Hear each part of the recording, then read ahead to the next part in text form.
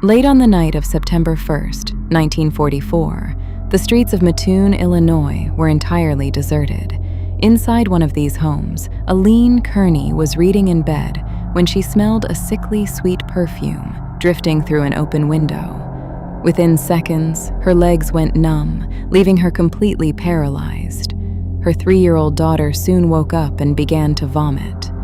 Just as the crisis peaked, Al's husband, Bert, arrived home from his shift driving a taxi. Stepping out of his cab, he spotted a tall, thin figure in a tight-fitting cap lurking right outside the bedroom window. Bert chased the intruder, but the man was too fast. The figure sprinted into the darkness, vanishing without a trace. What started as a domestic nightmare would soon evolve into a wave of terror that gripped the entire town. Reports began to multiply over the next 2 weeks. Dozens of residents described the same sequence, a sickeningly sweet odor followed by nausea and temporary paralysis. Investigators began documenting anomalies at various scenes. They noted slashed window screens and discovered a moist pink cloth on a front porch that reportedly caused burning lips and facial swelling. As the list of victims grew, Mattoon took on the appearance of a city under siege. FBI agents arrived to assist, while groups of armed farmers and local vigilantes patrolled the streets after dark with shotguns. The investigation took a stranger turn when police found a historical match. Exactly 11 years earlier, Botetourt County, Virginia, had been terrorized by a nearly identical series of attacks from an assailant called the Phantom Anesthetist. Authorities were left to wonder who possessed the skill to deploy a rapidly dissipating gas and the stealth to avoid detection for over a decade. Suspicion landed on Farley Llewellyn. He was a brilliant chemist and a local outcast who lived a socially isolated life at his family's grocery store. Llewellyn had both the means and a potential motive for revenge against a town that had ostracized him. He even maintained a private laboratory, which had literally exploded just a week before the first report at the Kearney home. Despite his profile, the case against him lacked weight. Police could never find physical evidence linking Llewellyn or his chemicals to the victims.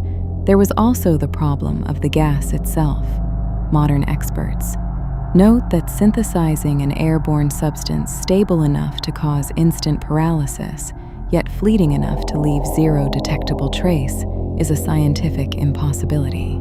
This gap between the physical laws of chemistry and the reported symptoms suggest the culprit belongs in a psychological profile rather than a forensic one. A primary driver of that profile can be found on the newsstands of the Mattoon Daily Journal Gazette.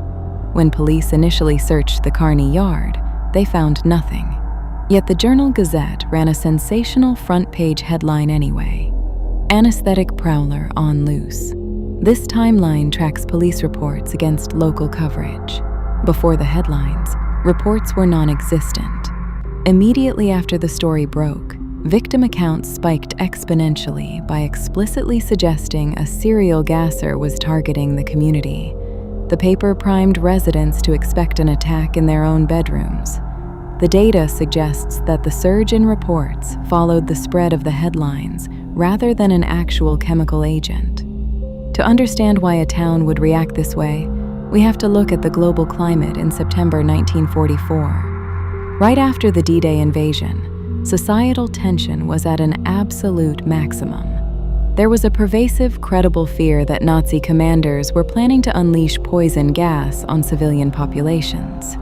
Images of children in gas masks were a regular part of wartime life. Locally, those anxieties were even more acute. Many husbands were away at the front, leaving households feeling vulnerable, and rumors were circulating about a Nazi prisoner who had recently escaped a nearby camp. Mattoon was a psychological powder keg. It only required a single spark to ignite.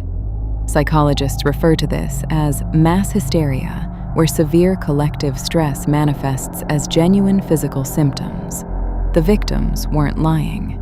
Their brains were actively tricking their bodies. Under the power of suggestion, terrified residents began reinterpreting mundane things. a faulty coal stove, nearby industrial exhaust, or a shadow on the wall as a deadly chemical assault. The Mattoon incident remains a case study in how collective trauma and a frantic media cycle can materialize a monster, leaving a community paralyzed by its own shared fears.